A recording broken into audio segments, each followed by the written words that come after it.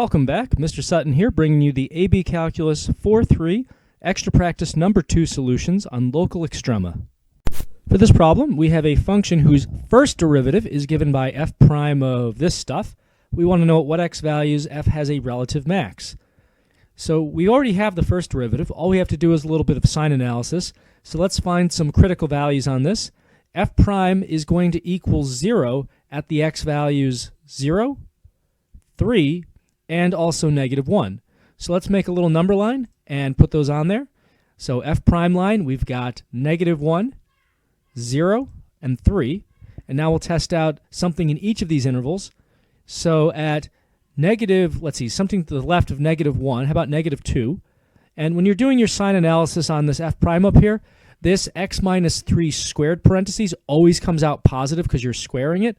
So we actually are just going to ignore that parentheses, and we'll just focus on the x and the x minus, or the x plus 1. So plugging in -2 then, that's going to give us a negative times a negative, which is positive. And between -1 and 0, we can try -1/2. That's going to give us a negative and a positive, which comes out negative. Between 0 and 3, let's do 1.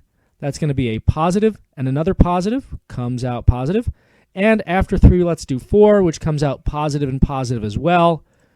So taking a look at this, we see that f prime is changing from negative to positive. Actually, we want local max, relative max. We're changing from positive to negative at x equals -1. Since we're going positive to negative, since we're going increasing and then decreasing for the original function at x equals -1, that means that we have a local or relative max at x equals -1, which means it's going to be answer choice A, -1 only. For this problem, we're given f prime, and we want to know where f has a local max. So to figure this out, we just need to know where f prime is changing from positive to negative.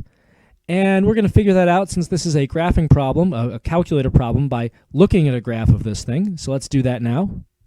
So I've carefully entered this function into my y1, and this again is f prime. Now I want to have a good window for looking at this thing. And they didn't really tell us what window to use, but if you look at the answer choices, all the answer choices are clustered between, say, -3 and +2. So if we use that for a window, we should get a pretty good look at what's going on. So back on my grapher, let me go to window, and we'll do -3 to +2 for the x min and max, and then zoom 0, zoom fit, just to get a good look at what this thing looks like. So again, we want to know where f prime is changing from positive to negative. And taking a look here, we've got negative to positive at this spot. Over here, we've got positive to negative, so that would be a good x value to look up. This next one is negative to positive, so we don't really care. That's going to be a local min. So it's really just this one spot. Let's take a look at this one spot here. We're going to do second, trace, and option 2, 0. And let's click a little bit to the left of that spot, plus enter, and then move it to a little bit to the right, press enter again, enter one more time, just for good times, and we end up with the x value 0.350. So there was our picture, there was our x-intercept. Since f prime changes positive to negative at this x value, we therefore have a local max for the original function at x equals 0.350. And that's going to be answer choice C. For this problem, we are given the first derivative of a function as sine of x squared, and we want to know at which of these x values does f have a local minimum. So this is a calculator problem. We are going to use the calculator in a sec, but we need to know what we're looking for. If we want a local min, we're looking for where f prime is changing from negative to positive. So let's look that up on the calculator now. So to start this process, I've entered my f prime as my y1 and y equals, and I need to know what window I'm graphing this on. Looking at my answer choices, it looks like we're somewhere between, let's see here, they're going backwards, so we're between 0 and 2.5-ish. So let me do -1 to 3. That'll capture all of these possibilities. So going back to the grapher, we go to window, and again we're going to do -1 to +3. And now let me do zoom fit, zoom 0. See what this thing looks like. Some kind of weird sine function. Now again, we're looking for negative to positive, and hopefully there's only one option, because otherwise we'll have to choose. This first intersection looks like it doesn't really change sign at all, so that's kind of irrelevant. This next one is going positive to negative, so that would be a local max, but we don't want that. This next one goes negative to positive. So let's check out the x value here. Let's do second trace, 0, that's option 2. And then let's move my spider over to that spot. So a little bit to the left here, and enter. Go a little bit to the right, enter again, enter a third time, and that's about 2.507. So there's my graph, there's my value. Since f prime is changing negative to positive at that spot, that means that f has a local min at 2.507. So that's going to be choice A. On this problem, we're trying to find local extrema for this polynomial. Let's start by getting the derivative and then setting that equal to 0. So we have negative 3x squared plus 8x, and we'll see where that equals 0. To solve this, I'm going to factor out a negative x, leaving me with 3x minus 8 inside. And that's going to give me x values, critical values of 0. And let's see, if I add 8, divide by 3, that's going to be 8/3. So let's put these on an f prime line now. We've got critical values again at 0 and 8/3. Let's test something in each of these intervals. So to the left of 0, I can try out negative 1. That gives me a positive times a negative, which is going to come out negative. Between 0 and 8/3, we have positive 1. That's a negative times a negative, which is a positive. And then after 8/3, we can try 3. That's going to be a negative. And then let's see, 9 minus 8, that's going to be positive. So overall, we have a negative. Now, taking a look at my sign changes, I noticed that we are changing f prime sign from negative to positive at x equals 0. Therefore, f has a local min at x equals 0. And I noticed that f prime changes from positive to negative at x equals 8/3. Therefore, f has a relative max at x equals 8/3. For this one, I'm trying to find local mins and maxes for f of x. So I need to get the derivative and do some sign analysis before I can move forward on this. For my derivative, I am going to need the product rule. So let me bust out the box and ribbon here to sort this out.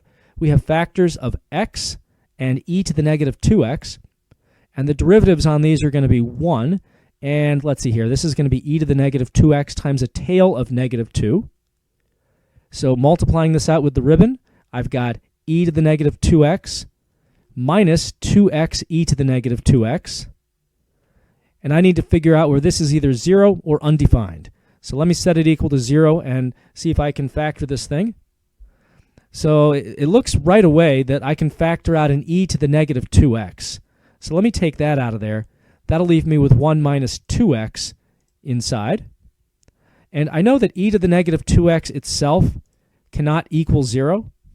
And it actually can't be undefined either, even though this is 1 over e to the 2x. Because e to the anything can't be 0, we can't get zeros or undefined spots out of this. It's just a complete dead end.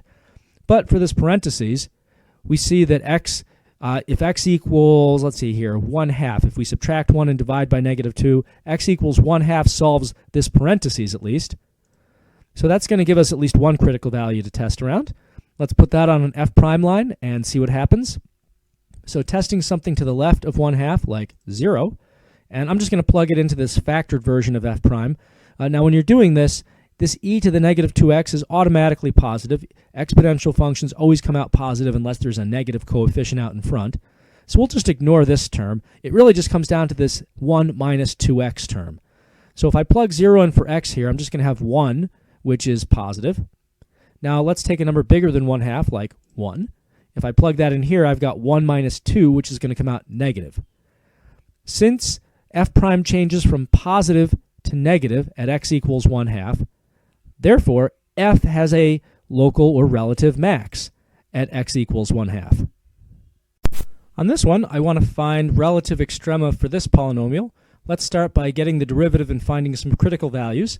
So we've got 4x cubed plus 12x squared, and then that 2 is just going to become a 0. So setting this equal to 0 and solving, I see that I can factor out a 4x, actually 4x squared. That'll leave me with an x and a plus 3. And we can solve this if we have x values of 0 or negative 3. So those are our critical values. Let's put those on an f prime line and test around them. So we have -3 and 0. And let me try something over here in -3 land, to the left of that actually, like -4. Now when you're doing sign analysis, I'm going to use this factored version of f prime, and this 4x squared, I know that always comes out positive because we're squaring the input. So I'm just going to ignore the 4x squared. It really just comes down then to this x plus 3 term. So if I use -4 for x, this is going to come out negative. And something between -3 and 0, like -2. -2 plus 3 comes out positive. And then something bigger than 0, like 1. 1 plus 3 comes out positive as well. So because we are changing f prime's sign from negative to positive at x equals -3, therefore f has a relative min at x equals -3. And there's no sign change at all at x equals 0, even though that is a critical value. So there's no extrema of any kind at x equals 0, only at -3. On this problem, I want to find local mins and maxes for this function. Let's start by taking the derivative and finding critical values. Using the power rule, we've got 4/3 x to the 1/3, plus this will also be 4/3, but now we'll have x to the -2/3. All right, so let me clean this up a little bit here. I'm going to call this 4 times x to the 1/3 over 3, and this one I'm going to move the exponent downstairs to get it positive, and you'll see why I'm doing this in a second. But trust me, it works out better in the end. So I see here that I've got two fractions. Now, for figuring out what values of x make this either 0 or undefined, one big fraction is a lot easier to work with than two fractions. So we're going to combine these together. But to do that, I need a common denominator. Well, I already have a 3 in both of these, so I just need to multiply this first fraction by an x to the 2/3 over x to the 2/3. Now, the beauty of doing that is x to the 1/3 times x to the 2/3 is just x to the 3/3, or just simply x. So I can just call this stuff up here 4x, add it to the 4 here, and have a common denominator of 3x to the 2/3. All right, so now I want to figure out where this thing equals 0 or is undefined. Let's start with the 0 part. For that, I need to zero out the numerator, 4x plus 4. So that's going to equal 0 if I subtract 4 and divide by 4 at x equals -1. Now we also have to worry about the denominator being 0. F prime is going to be undefined if x equals 0. So these are actually two critical values that we're going to have to test around when we're looking for local mins and maxes. All right, let's go ahead and put those both on a number line now. Here's an f prime line.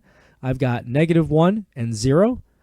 And let me test something to the left of -1, like -2. I'm going to use this fraction version here of my derivative. So let's see here. We've got 4 times -2 plus 4. That's going to come out negative in the numerator. In the denominator, this is a cube root, so it's going to preserve the sign of whatever you're plugging in, but then we're going to square it. So because we're squaring things here, this automatically comes out positive in the denominator every single time. So I don't actually have to worry about the denominator. It turns out it's really all up to the numerator whether I get a positive or negative result for this whole fraction. So we said we had a negative numerator, so the whole thing is negative then. And now between -1 and 0, I can plug in -1/2. Using that in the numerator, 4 times -1/2 plus 4, that's going to come out positive, because it's like -2 plus 4, that's positive. And then finally, bigger than 0, let's try 1. Well, 4 times 1 plus 4 is also positive. So I see here that f prime changes from negative to positive at x equals -1.